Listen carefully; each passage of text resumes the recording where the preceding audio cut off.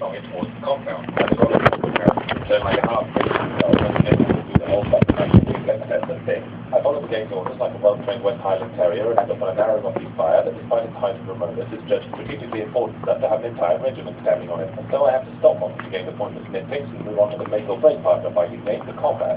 Naraka was swiftly surrounded on all sides by about 10 million guards, so I immediately leap into action and mash random buttons on the controller as fast as I can. I didn't really have much of a strategy in mind, but it seemed that Naraka was interpreting my button pressing with more of a helpful suggestion than an order anyway. She jumps around with her underdressed, undernourished form, spinning around the place like a bunch of coat hangers in a dryer, but the attacks are laborious and seem to take a lot of blows to bring down each individual enemy, especially when the guys with big hats show up who block nearly every move. Once or twice the game took control to show Naraka doing a quick fatality move on some poor twist, but the moments when she did this didn't seem to have any particular connection with the buttons I was mashing at the time. At this point, the only drama in this martial arts drama was whether or not I was going to be able to finish off the crowd before my thumbs fell off.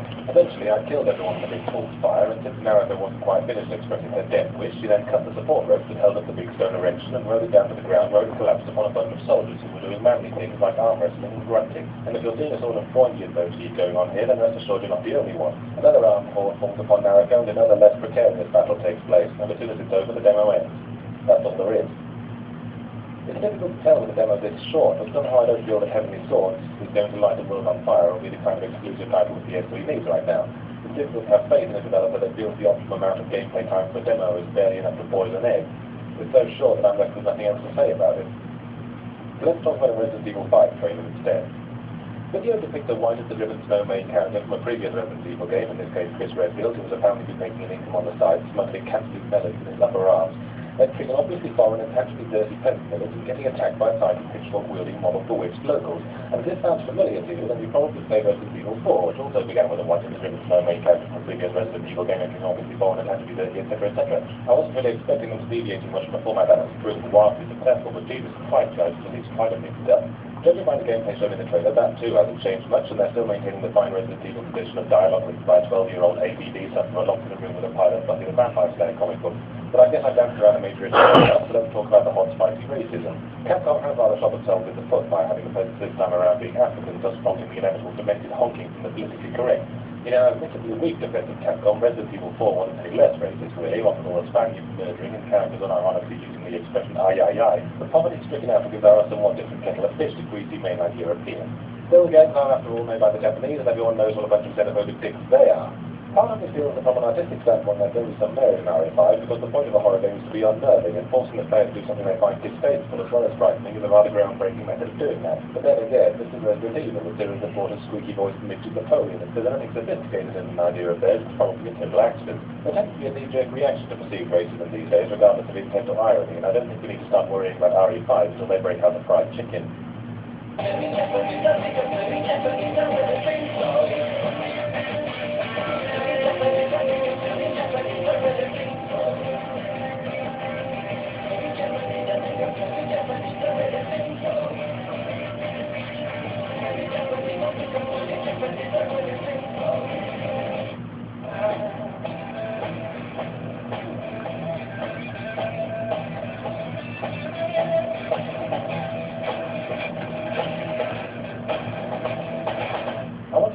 A little practical demonstration for me. I want you to find a pen or some other similarly dimensioned object in the Cheeto-scented detractor surrounding your computer keyboard. Pause the video and get one. Seriously, do it. Don't keep watching, waiting to see where I'm going with this. Just do it. Right. Once you've got one, insert it between the second and third fingers of one of your hands as shown. Now when I finish talking, pause the video again and use your other hand to squeeze your fingers inwards towards the pen. You may have noticed that this really fucking hurts, but you are now in a great amount of pain. Congratulations, you have just received your punishment for not buying Cyberboards. I'd like to know how you think gaming is ever going to adapt as an art form when people go out of their way to make original games, but fuckwits like you never actually buy them because they're too busy inhaling furious amounts of dick.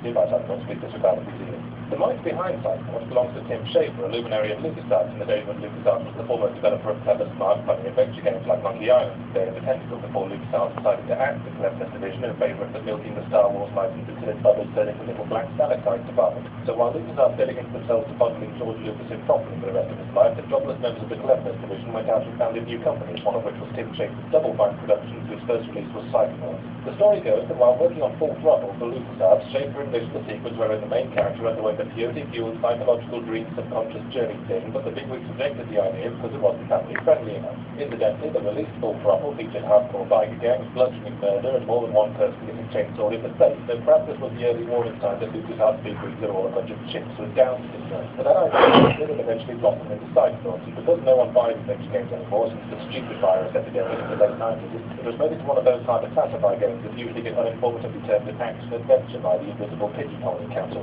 One of the themes running through Schaefer's humour is the juxtaposition of a mundane situation in a bizarre or fantastical setting, Secret Fandango. Psychonauts continues this tradition by being set in a summer camp for psychics. The story follows the adventures of Raz, a child acrobat who, in deference to tradition, runs away from home to escape the circus rather than join it, and whose natural psychic talent allows him to insinuate himself into the camp without paying tuition fees. Shortly, however, Karma bites him in the arse when he finds himself embroiled in a sinister plot and having to explore strange ethereal worlds based on the subconscious minds of those around him. It's all kind of like a Tim Burton, not for David Lynch, Willy Wonka's Chocolate Factory. Good night, everybody. Psychonauts seems like a rather polarizing game. Now, some people seem to see you in the morning. This would make if he was alive and wasn't a pussy, and some other people feel it's a chunky bob of milkshake severely overhyped by the people in Party A. Which group you'll fall into depends on whether you're the kind of misty-eyed games-are-ass hippie who can allow things like excellent storytelling and charming artistic direction and excuse a few gameplay issues, or if you're the kind of twitching, right-and-popping Xbox owner who falls into a narcoleptic coma when they go without killing someone for 45 seconds. There are gameplay issues indeed in embracing action platform adventure bollocks. This was Schaefer's first attempt at any genre other than adventure, unless you count the god-awful combat thing with full throttle and inexperience shows. The platforming handles it dodgily at times, the side quests are all just scavenger hunts at various levels of unfairness. The combat is meh, and it has a really weird difficulty curve. Virtually the entire first half of the game consists of training missions, and towards the very end, difficulty suddenly jumps like you found a tarantula in its toilet seat. The last few levels are exercises in control of snapping frustration. But I obviously like the game, or I wouldn't have made you cripple yourself at the start of this review, so let's move on to the gut bit. It's tempting to write everything else and knock off the lunch, but I like to think I'm more professional than that, so here goes. Firstly, it's something original in an industry that seems to be built on ripping off everyone else. Secondly, it's genuinely funny, while most video games attempting humour are like unanesthetised bowel surgery. Thirdly, every single character is well defined with their own quirks and personalities, even the tiny unimportant bit part players that get less screen time than Christopher Lee in the last Lord of the Rings film. And lastly, it's fun. Remember that, fun, what we used to have before gaming felt like a second job. I'm just going to list out in context some of the things that occur in Psychonauts. A telekinetic bear, a dentist who harvests prey, a sequence wherein you become a giant Godzilla-style monster and terrorize a society of talking fish, and a shadowy trench-coated government agent who disguises himself as a housewife by brandishing a rolling pin and talking disjointedly about pies. A game that features all of these things simply cannot be criticized. It's against the law or something. Psychonauts was released on every console that matters, and the PC version is available on Steam now, so the next course of action should probably be to buy it if you haven't already. I like to think we're not also jaded because a few handling issues ruin our ability to game that allows you to set the zeros on fire to stop whining. Douche. I believe I can fly. I believe I can take the sky. I think my wings and fly away. So believe I can fly.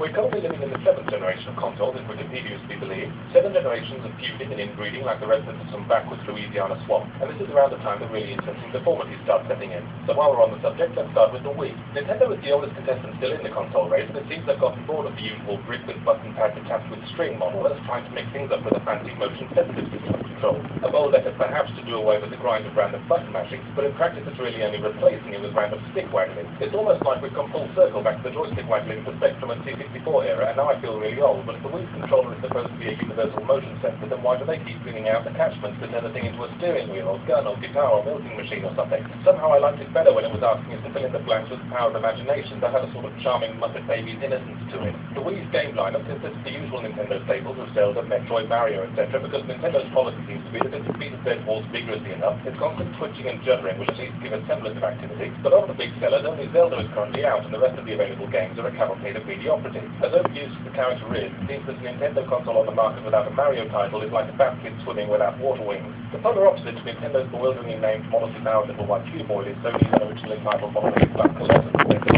A shiny chrome Spider-Man typeface thing the size of a small car loaded with arguably the most powerful top-of-the-range hardware. But blinking out your console with such things creates the unspoken obligation to also bling out the games with top-of-the-range graphics, which puts production time and cost of several months and several $1 million on the side of uncomfortable. This may explain why there are hardly any games out for the bloody thing. Like Nintendo, the PS3 is largely selling on future potential because of the promise of Metal Gear Solid 4 and Final Fantasy 13 at some point, but if Final Fantasy 13 continues to tradition of mostly Final Fantasy, then you could probably